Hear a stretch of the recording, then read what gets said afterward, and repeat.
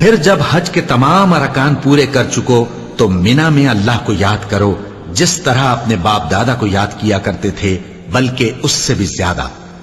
اور بعض لوگ ایسے ہیں جو اللہ سے التجا کرتے ہیں کہ اے پروردگار ہم کو جو دینا ہے دنیا ہی میں دے دے، اور ایسے لوگوں کا آخرت میں کچھ حصہ نہیں۔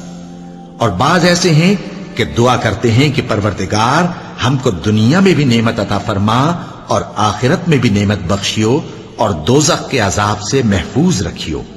یہی لوگ ہیں جن کے لیے ان کے کاموں کا حصہ یعنی اجر نیک تیار ہے، اور اللہ جلد حساب لینے والا ہے۔ اور قیام منا کے دنوں میں جو گنتی کے دن ہیں اللہ کو یاد کرو۔ اگر کوئی جلدی کرے اور 2 ہی دن میں چل دے تو اس پر بھی کچھ گناہ نہیں، اور جو بات تک ٹھہرا رہے اس پر بھی کچھ گناہ نہیں۔ یہ باتیں اس شخص کے لیے ہیں جو اللہ سے ڈرے، اور تم لوگ